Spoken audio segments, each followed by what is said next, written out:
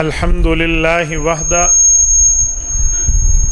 الحمد لله وحده والصلاة والسلام على من لا نبي بعده أما بعد فأعوذ بالله من الشيطان الرجيم بسم الله الرحمن الرحيم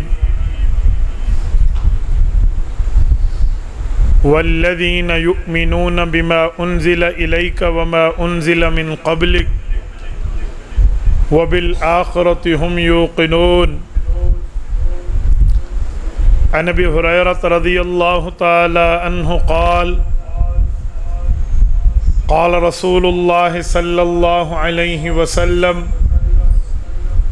فضلت على الأنبياء بست أوتيت جوامع الكلم ونصرت بالرعب وأحلت لي الغنائم وجعلت لي الأرض مسجدا وطهورا وأرسلت إلى الخلق كافة وختم بي النبيون رواه الإمام الهمام المسلم في صحيحه صدق الله العظيم وبلغنا رسوله النبي الأمي الكريم ونحن على ذلك لمن الشاهدين والشاكرين والحمد لله رب العالمين۔ میرے دوستو، آج میں 12 اگست 2023 اپنے عزیزم محمد زکریا شاہ کی دعوت پرخلوص پر آپ کی خدمت میں موجود ہوں۔ مدرسہ کے ذمہ داران میں حضرت مولانا جمیل صاحب دامت برکاتہم اور مولانا سعید صاحب، اللہ پاک ان کی عمر میں برکت عطا فرمائے، ان کے واسطے سے آپ کی خدمت میں سیرت النبی صلی اللہ علیہ وسلم کے حوالے سے آپ کی اس خانقاہ ہاشمیہ دم توڑ ایبٹ آباد میں زندگی میں پہلی مرتبہ اس جگہ گفتگو کا شرف حاصل کر رہا ہوں۔ میرے ساتھیوں، نبی پاک صلی اللہ علیہ وسلم کی سیرت وہ سیرت ہے جس کو اپنانے پر اللہ تعالی ہماری نجات کے فیصلے فرما دیتے ہیں۔ سورت نمبر 33 سورت احزاب آیت نمبر 21 میں رب کریم نے فرمایا لَقَدْ كَانَ لَكُمْ فِي رَسُولِ اللَّهِ أُسْوَةٌ حَسَنَةٌ۔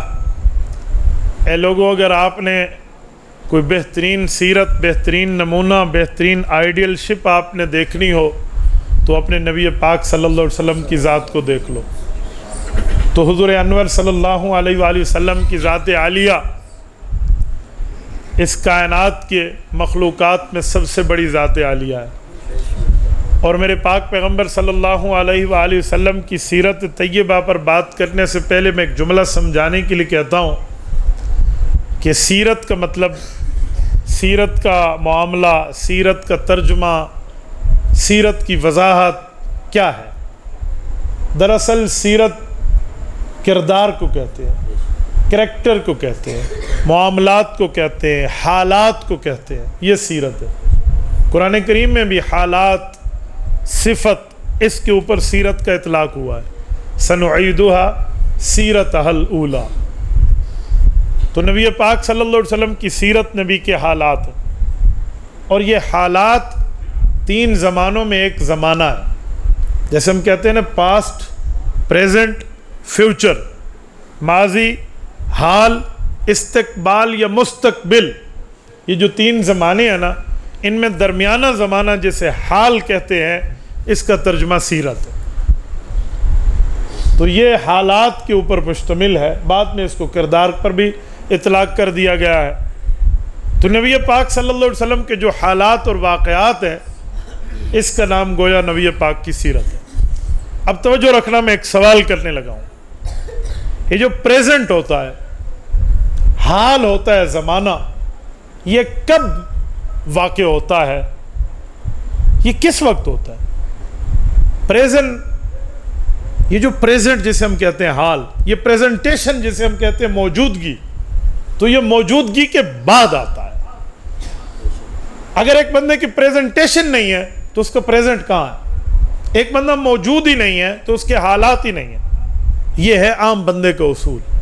میرے نبی پاک صلی اللہ علیہ وسلم کا یہ معاملہ نہیں ہے۔ اگر ہم کہیں دنیا میں ہر بندے کی پریزنٹیشن ہے تو اس کا پریزنٹ ہے، وہ موجود ہے تو اس کے حالات ہیں، حضور پاک بھی ایسے ہوں گے کہ حضور موجود ہیں تو حالات ہیں؟ جی نہیں. دنیا میں کسی کا بچہ پیدا ہوتا ہے، مثلا عبد الغفار کا بچہ عبد الستار پیدا ہوا، تو جب تک عبد الستار پیدا نہیں ہوا تو عبد الغفار بھی نہیں جانتا کہ اس کے حالات کیا ہوں گے. عبد الغفار کی وائف عبد الستار کی اماں نہیں جانتی میرے بیٹے کے حالات، بیٹا ہوگا یا بیٹی ہوگی. اگر بیٹا بھی ہوگا تو اس کے صفات کیا ہوں گے؟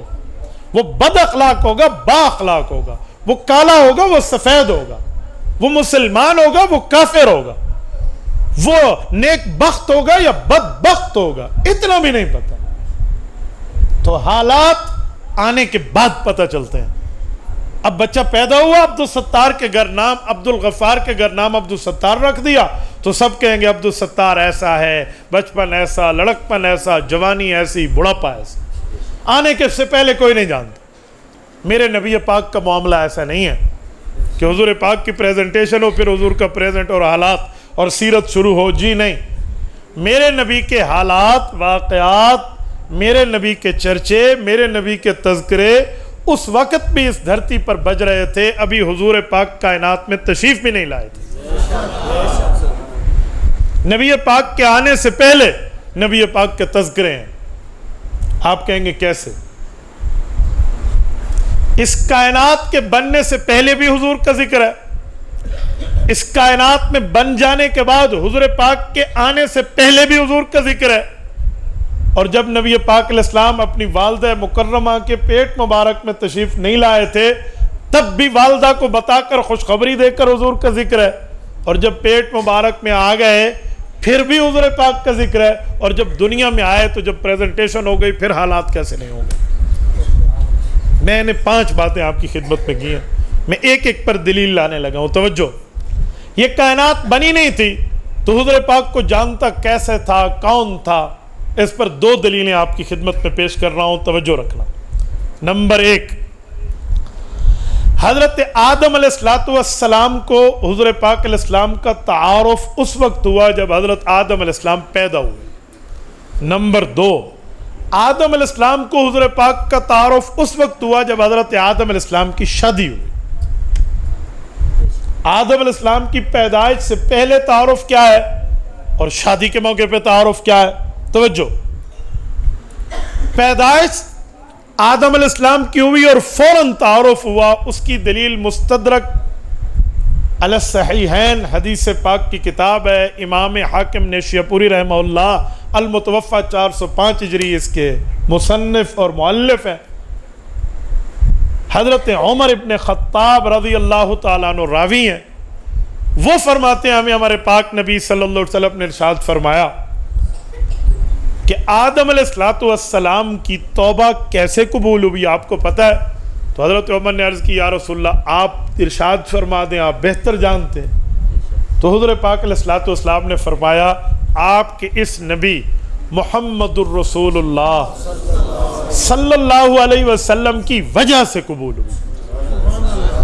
کہا اچھا، کہا یا رسول اللہ تھوڑی ڈیٹیل فرما دیں، ارشاد تفصیل دے دیں. فرمایا جی ہاں. کہا ہوا یہ تھا کہ آدم علیہ السلام کی جب پیدائش ہوئی رب کریم نے منع فرمایا لا تقربا هذه الشجرہ، اس درخت کے قریب نہ جانا. تو اوکے، انہوں نے ایکسیپٹ کر لیا، اس پہ عمل درآمد شروع ہو گیا. لیکن انسان نسیان سے نکلا ہے، نسیان بھول کو کہتے ہیں. تو انسان بائی نیچر بھولتا ہے، تو بھول ہو جاتی ہے کبھی کبھی. تو اس بھول میں حضرت آدم علیہ السلام وہ پھل کھا بیٹھے.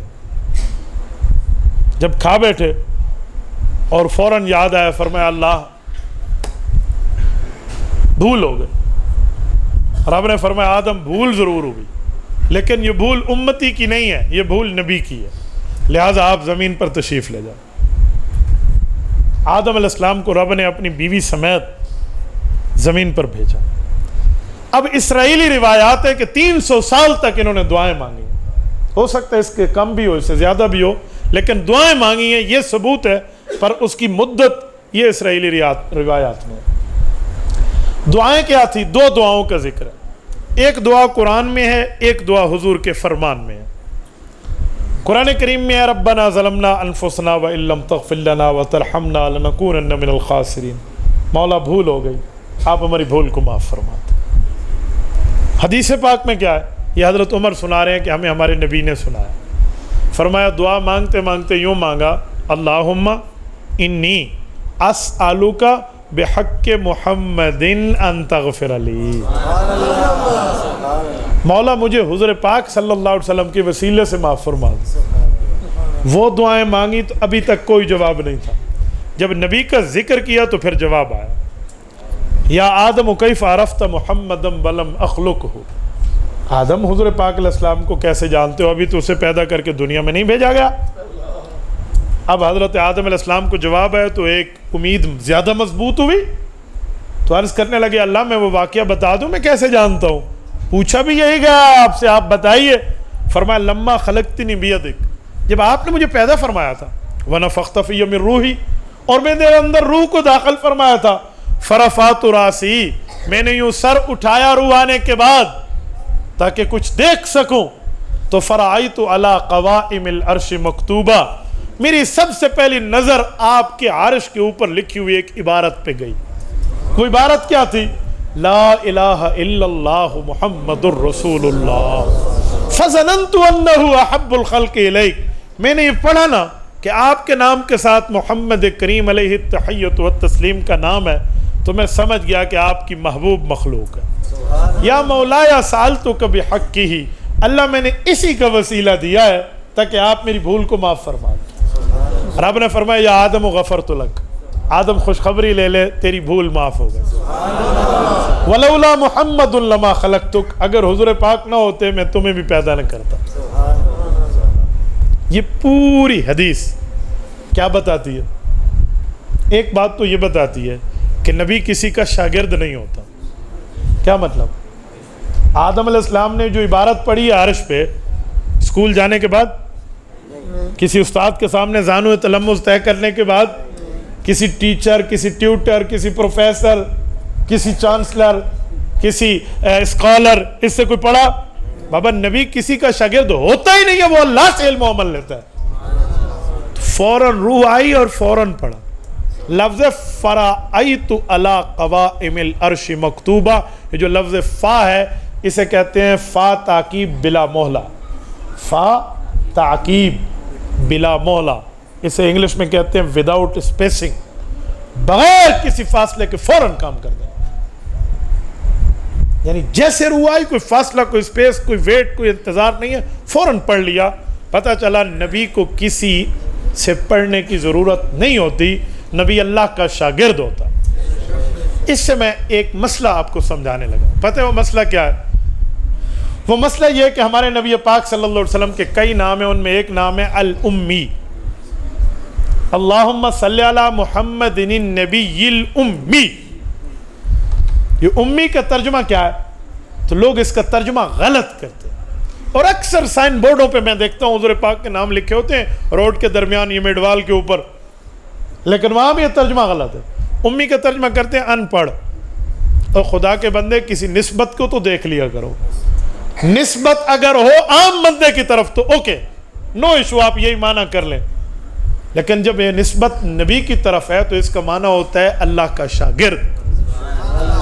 وہ تیرے اسکول, تیرے کالج, تیرے مدرسے, تیری مسجد, تیرے مکتب کا محتاج نہیں ہے, وہ اللہ سے پڑھو. یہ نہ سمجھیں کہ میں صرف اسکول والوں کو کہہ رہا ہوں, میں مسجد والوں کو بھی ساتھ کہہ رہا ہوں. میں نبی کو پڑھنے کے لیے ادھر آنے کی ضرورت نہیں ہے. نبی معلم ہے, نبی متعلم نہیں ہے. نبی پڑھانے والا ہے, پڑھنے والا نہیں ہے. تو آدم علیہ السلام نے تو فوراً پڑھ لیا, فوراً پڑھا. ایک عقیدہ تو یہ حل ہوا کہ نبی کسی کا شاگرد نہیں ہوتا. آئیے دوسری بات یہ ہے کہ اگر اللہ جل شانہ کی ساتھ دعا مانگیں, دعا کا تعلق بنائیں اللہ کے ساتھ, تو اللہ دعا ضرور قبول کرتے ہیں.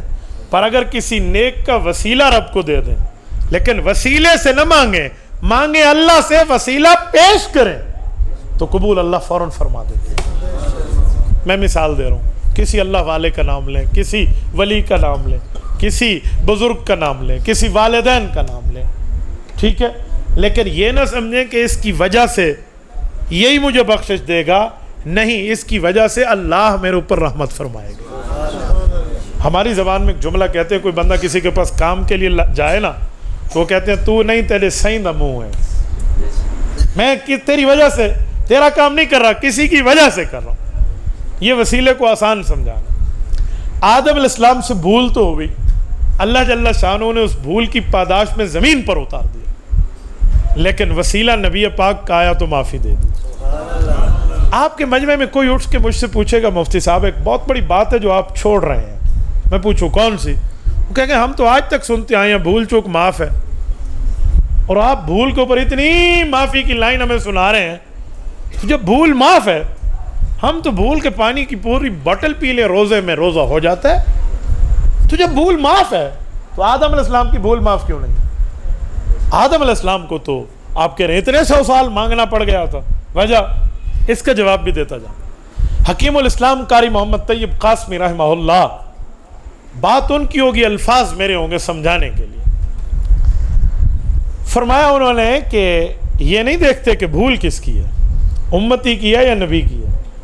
تو جتنا نبی اور امتی کے رتبے میں فرق ہے اتنے ان کے بھول کے رتبوں میں فرق ہے. کہ وہ کیسے؟ کہ ہر بھول بھی معاف نہیں ہوتی. کہ جی وہ کیا مطلب؟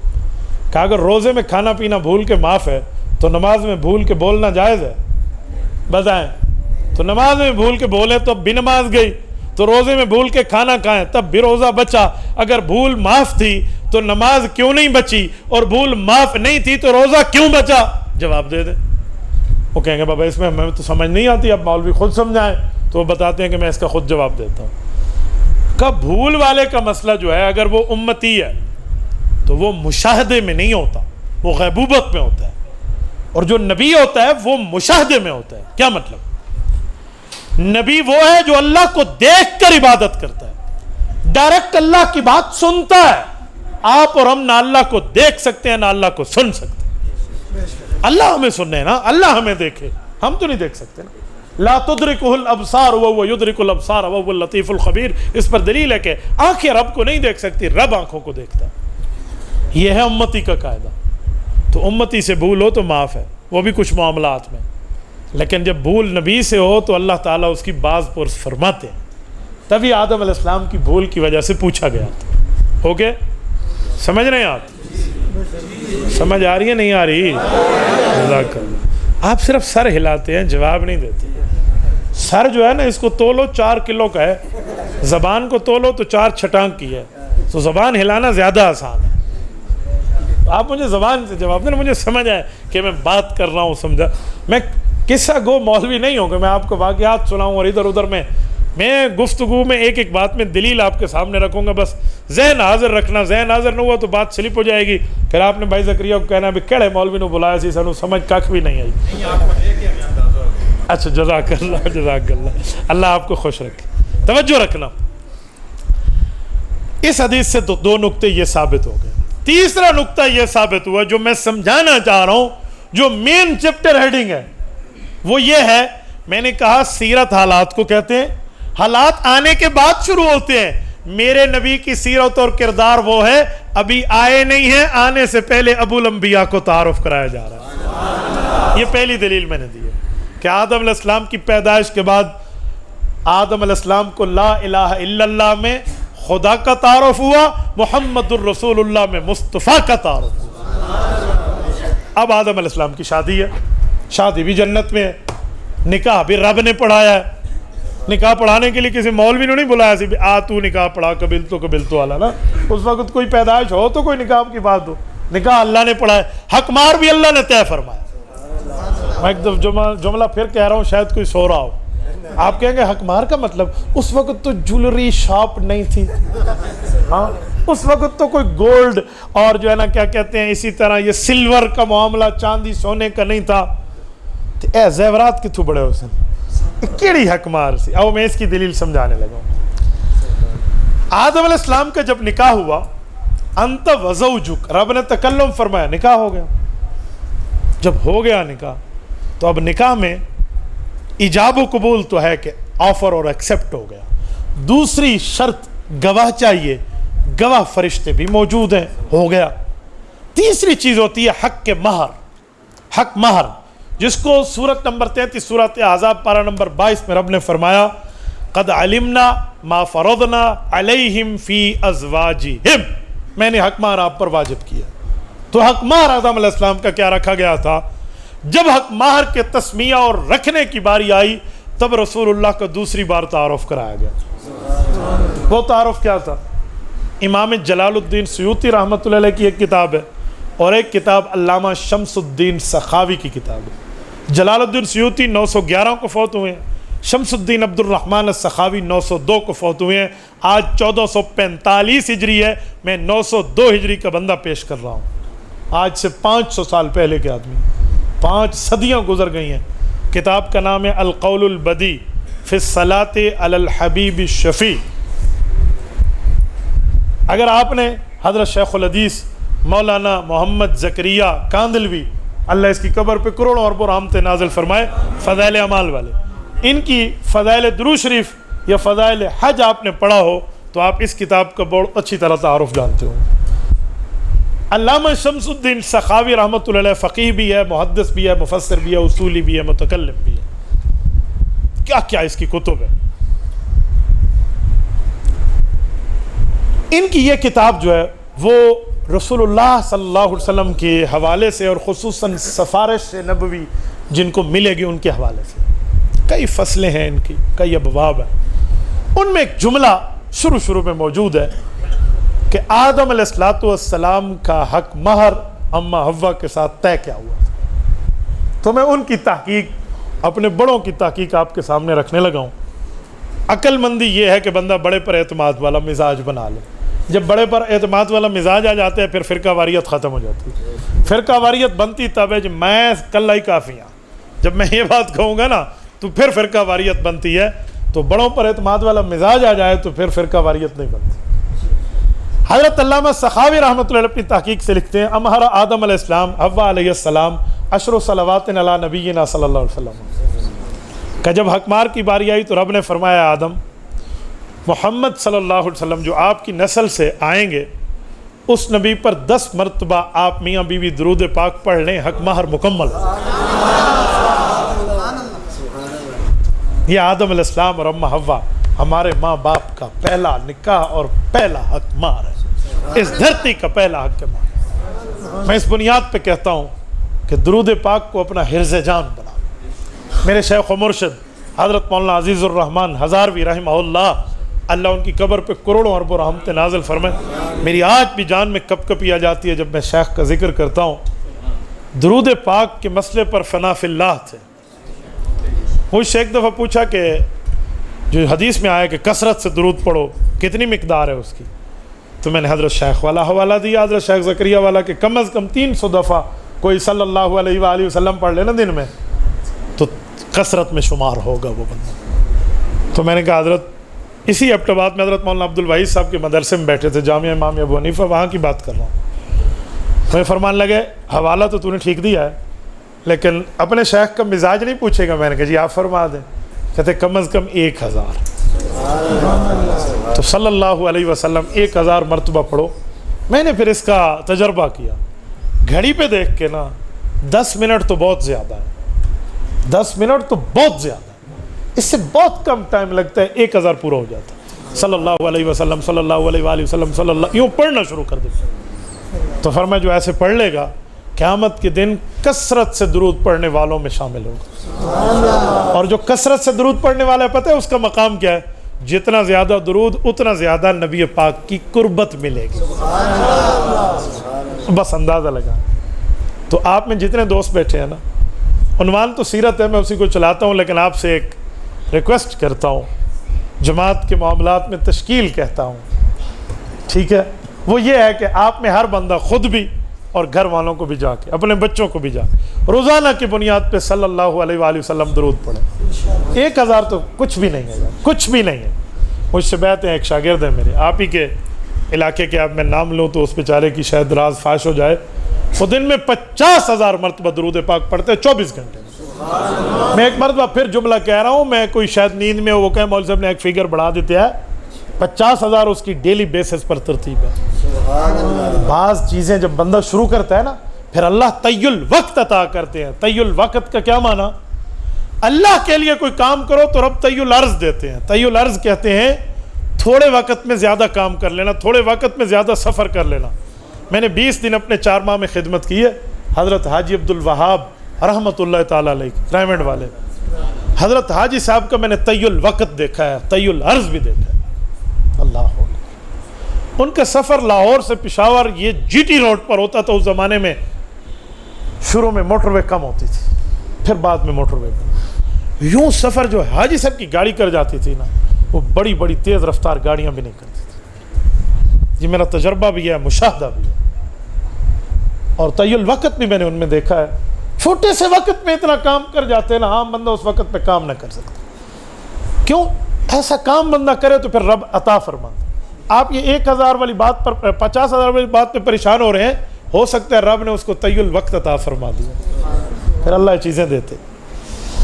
تو میرے دوستو, تو درود پاک ضرور پڑھنا چاہیے. میری چھوٹی بچی اور بچہ ہے میرے ساتھ, گھر والوں کے ساتھ ہم عمرے پہ جا رہے تھے, دونوں نابالغ ہیں, بچی اور بچے.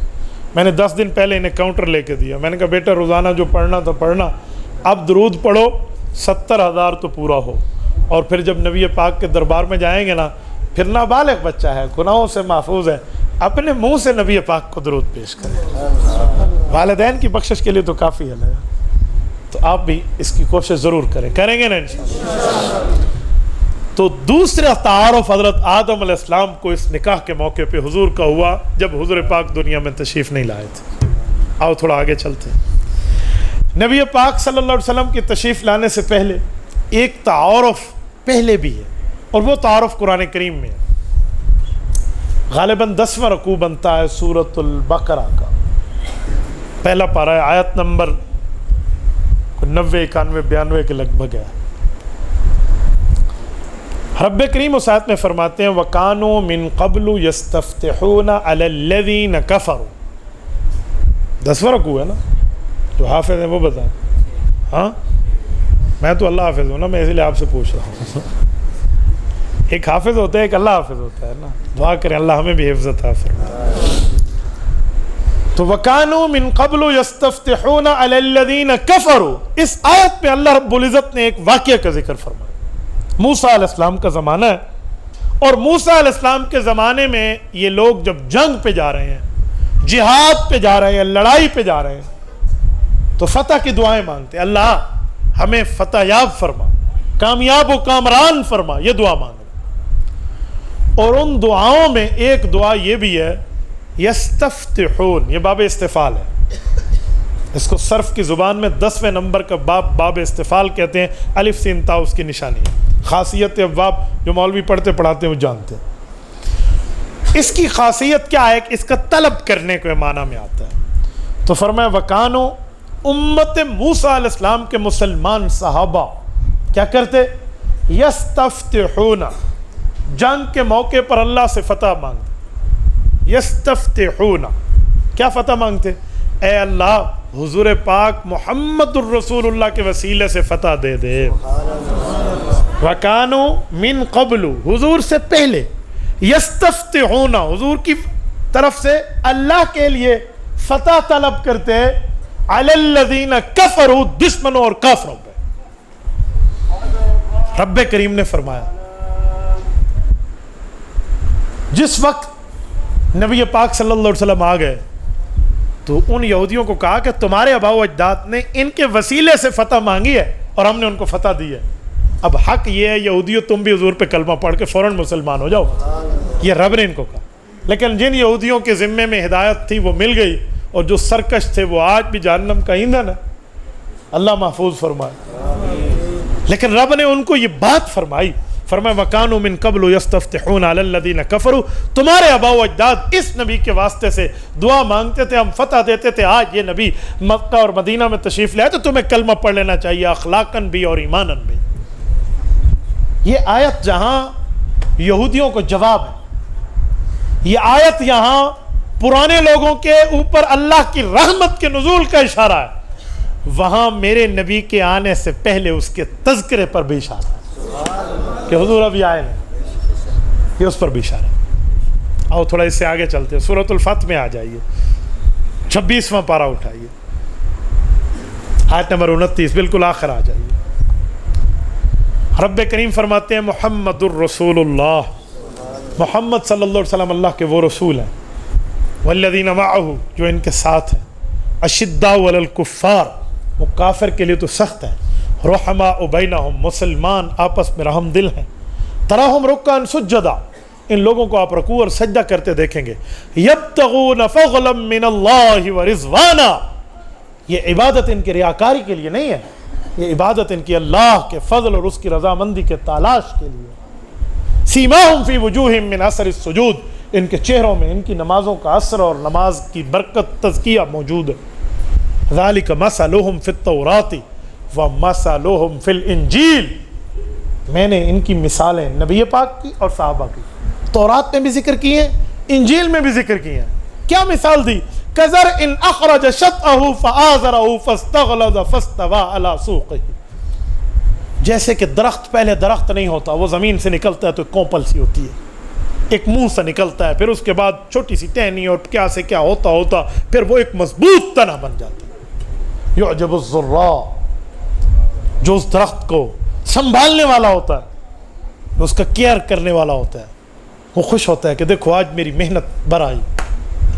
لیغیظ بہم الکفار لیکن جو اس درخت کھیتی کا دشمن ہوتا ہے وہ غصے میں آ رہا ہوتا ہے، وہ کہتے ہیں اوہو یہ درخت کیوں محفوظ ہے۔ رب نے فرمایا اسی طرح نبی پاک کے صحابہ شروع میں میجارٹی میں نہیں تھے، مینارٹی میں تھے، طاقت کے لحاظ سے قوت افرادی میں کمزور تھے، رب قوت دیتے گئے آتے فاستوى علی سوقہ مضبوط تنے پہ درخت ٹھہر گیا۔ اب آیت اتری الیوم اکملت لکم دینکم کہ آج تمہارے لیے تمہارا دین مکمل کر دیا گیا، آج مکمل طاقت کے ساتھ اعلان کر دیا گیا اخرج الیہود والنصارى من جزیرۃ العرب کہ یہود اور نصارہ کو جزیرہ عرب میں رہنے کی گنجائش نہیں ہے۔ اعلان ہو گیا فتح مکہ کے بعد اللہ یطوفن بالبیت عریانا اے کافرو تم کعبے کا ننگا طواف کیا کرتے تھے، آج کے بعد یہ اجازت نہیں ہے۔ صحیح بخاری۔ فاستوى علی سوقہ یہ مضبوطی مل گئی۔ اب سنیں یہ ساری بات رب فرماتے ہیں، میں نے کہاں ذکر کی ہے؟ قرآن میں تو کر دی، فرمایا مثلہم فی التوراۃ ومثلہم فی الانجیل۔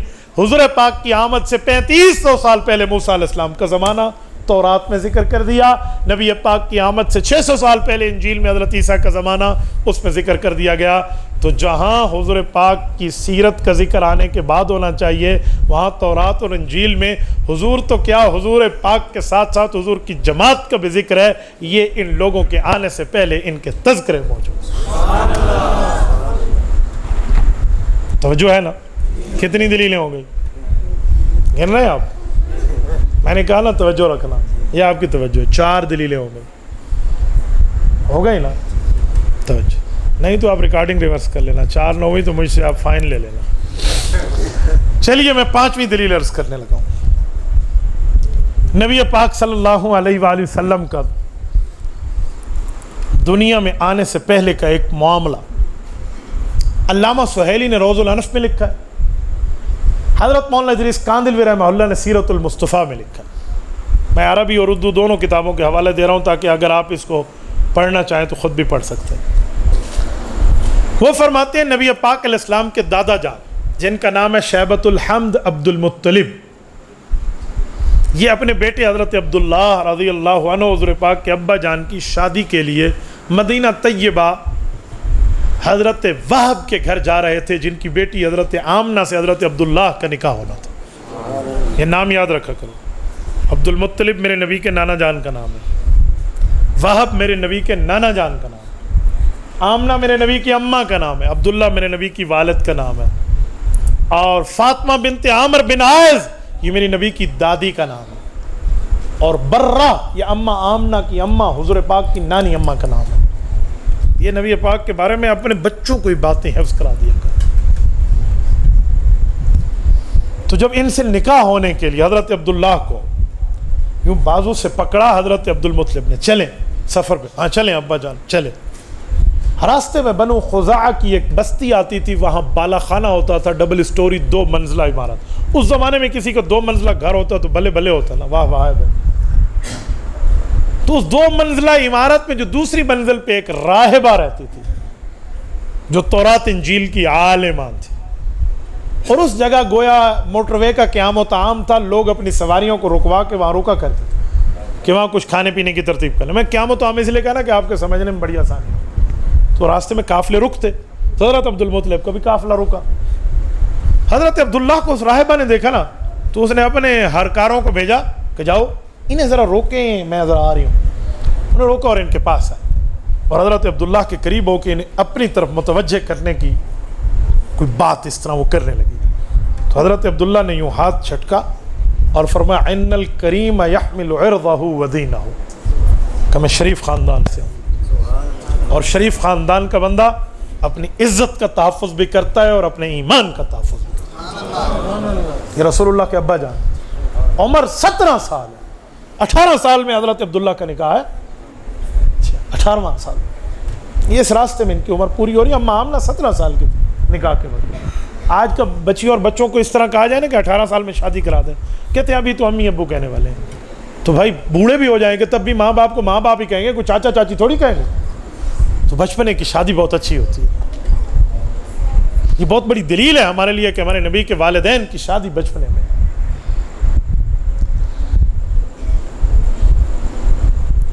تو وہاں سے چلے گئے, شادی ہو گئی حضرت آمنہ رضی اللہ عنہ سے, کچھ عرصہ گزارا اور واپس تشریف لائے. اتفاق سے جب واپس آ رہے تو پھر اسی بالا خانے پہ پھر رکے, کہ قافلے وہاں رکتے تھے. وہ عورت پھر بھی دیکھ رہی تھی, وہ پھر اتری. تو حضرت عبداللہ رضی اللہ عنہ نے دل میں سوچا ہے مصیبت پھر آ رہی ہے.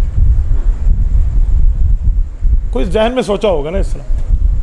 وہ عورت آئی اور اس نے کہا ایک منٹ, میں نے آپ سے بات کرنی ہے صفائی کے طور پہ. آپ نے مجھے پچھلی مرتبہ جملہ کہا تھا نا, اس کا جواب آپ لیں. اس عورت نے اپنے لیے بہت بڑا گلٹی فیل کیا تھا. کہا کیا ہوا؟ تو اس نے کہا یہ ہے تورات کے صفحات اور یہ ہے انجیل, اس پہ لکھا ہوا ہے آخری نبی کے والد کی شکل کیسی ہوگی. میری کتاب مجھے بتاتی ہے کہ وہ تو ہے. جب میرا علم مجھے یہاں مجبور کر گیا تو میں چاہتی تھی کہ میں آخری نبی کے اٹھانے والی ہو جاؤں. میں بھی بدکار نہیں ہوں, میں بھی خاندانی عورت ہوں. حضرت عبداللہ رضی اللہ عنہ نے بات ختم کی اور چل پڑے. یہ واقعہ جہاں سیرت کی کتابوں میں درجات مصطفیٰ پر ذکر کیا جاتا ہے تو یہ اس بات کی بھی دلیل ہے کہ میرے نبی کے آنے سے پہلے میرے نبی کے تذکرے ہو رہے ہیں. کتنی دلیلیں ہو گئی؟ چھٹی پہ آئے. حضرت رسول اللہ صلی اللہ علیہ وآلہ وسلم کے والد مکرم دنیا سے رخصت ہو گئے. نبی پاک صلی اللہ علیہ وسلم کے ابا جان نے حضور پاک کو نہیں دیکھا. حضرت رسول اللہ صلی اللہ علیہ وسلم کے والد غالباً آپ علیہ السلام کو 6 ماہ پیٹ میں ہوں گے یا اس طرح کی ساری کچھ عمر ہے. بہرحال والدہ کے پیٹ مبارک میں حضرت عبداللہ کا انتقال ہے. نبی پاک صلی اللہ علیہ وسلم کی والدہ عدت میں ہے. کہیں بیٹھتی ہے نا تو ان کے پسینے سے بھی خوشبو آتی ہے. اور سہیلیاں کہتی ہیں آمنہ تیرا میاں ابھی ابھی فوت ہوا, تو نے خوشبو لگانا شروع کر دی عدت میں. الخصائص الکبریٰ میں اما آمنہ جواب دیتی ہے, فرماتی ہے ما شعرت انی حملت بھی, خدا کی قسم میں نے ایک کام نہیں کیا لیکن جب سے بچہ میرے پیٹ میں آیا ہے مجھے معلوم ہی نہیں ہے میرا جسم خوشبودار ہو گیا. سبحان اللہ. حضرت اماں کا جواب ہے کہ ما شعرت انی حملت بھی, مجھے تو پتہ ہی نہیں ہے کہ اس بچے کوئی تکلیف بھی ہوتی ہے جس کو میں نے پیٹ میں اٹھایا. یہ میرے نبی کا شان اور مقام میرے نبی صلی اللہ علیہ وسلم کے آنے سے پہلے. میرے دوستو اس سے آگے آئی ہے حضرت رسول اللہ صلی اللہ علیہ وآلہ وسلم کے دادا جان حضرت عبد المطلب اپنے بیٹے حضرت عبداللہ کی وفات کے بعد 6 سال تک زندہ رہے. حضور پاک نے 6 سال حضرت عبد المطلب اپنے دادا کے ساتھ گزارے.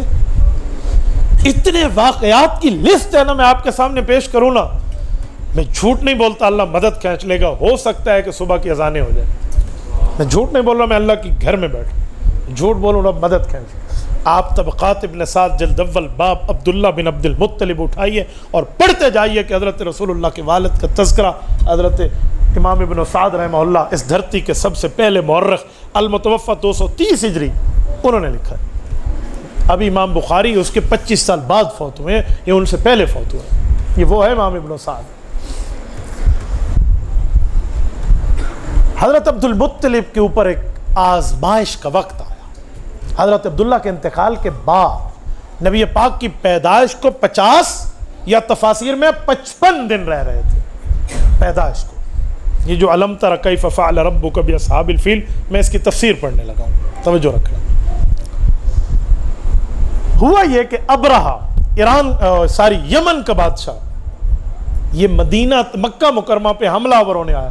مکہ والوں نے تیرا کیا بگاڑا؟ کہا جی یہاں کا ایک بندہ آیا ہے، وہاں میں نے ایک کعبہ بنایا تھا، اس نے اس کی توہین کر دی.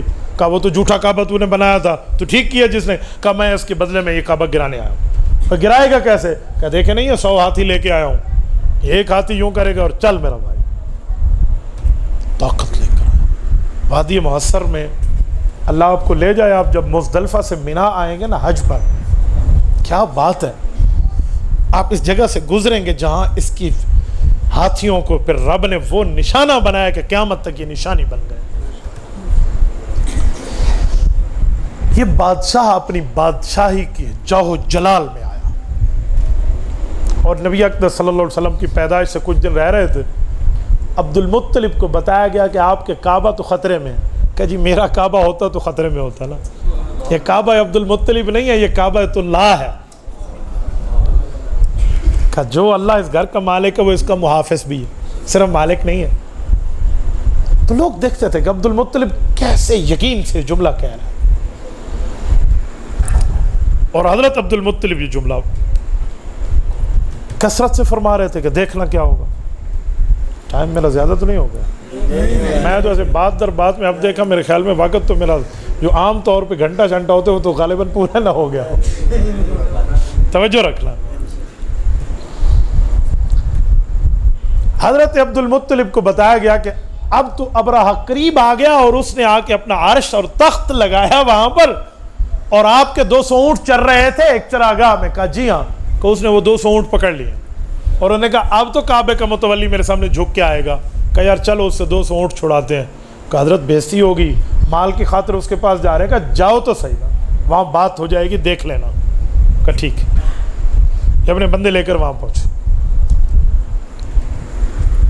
کتب سیر نے لکھا ہے کہ ان کا جو چہرہ تھا نا حضرت عبد المطلب کا، یہ نبی پاک کے شجرہ نسب میں دادا ہے نا، تو ان کے چہرے پر نور محمدی دمک رہا تھا. ان کے چہرے پر یوں جو آنکھ ملا کے دیکھتا نا، یوں آنکھوں سے آنکھیں چار نہ کر سکتا، آنکھیں جھکا دیتا.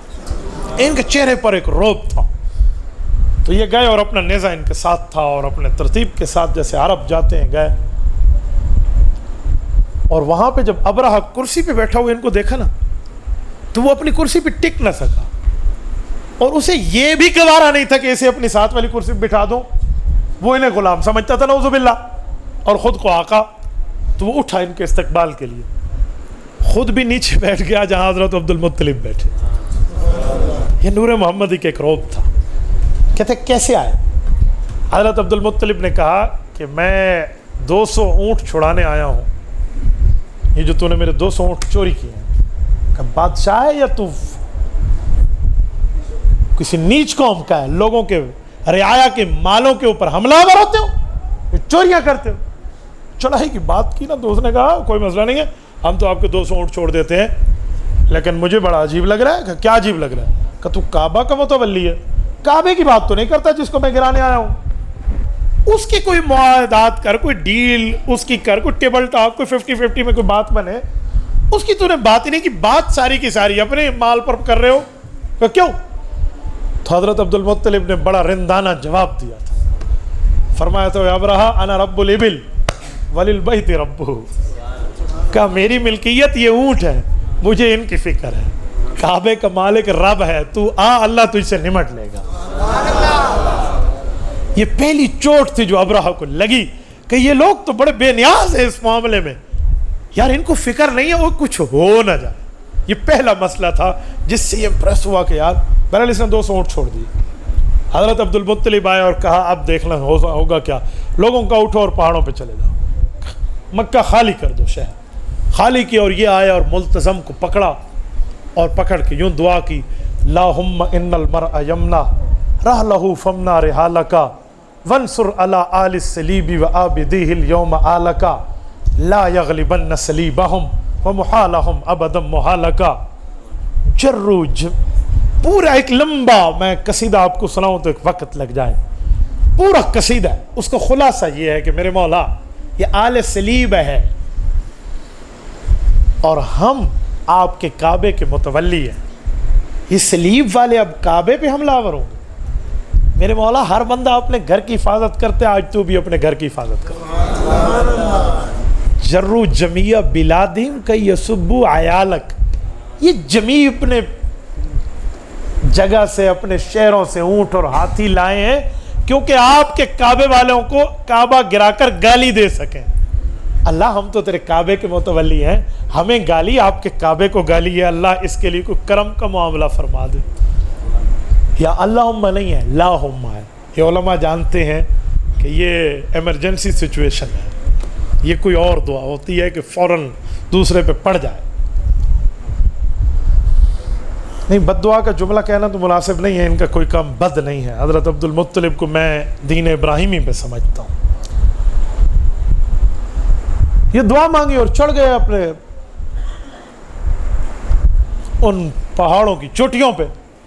اور پھر کیا ہوا وہ آپ بھی جانتے اور میں بھی جانتا ہوں کہ ایک ابابیل آیا اور اس ایک ابابیل کے پاس 3 کنکریاں ہیں اور ایک کنکری چونچ میں ہے اور 2 اس کے ایک پاؤں میں ہے, اور یوں پھینکتا ہے تو وہ گرتی نہیں ہے, وہ سینڈ ہوتی ہے.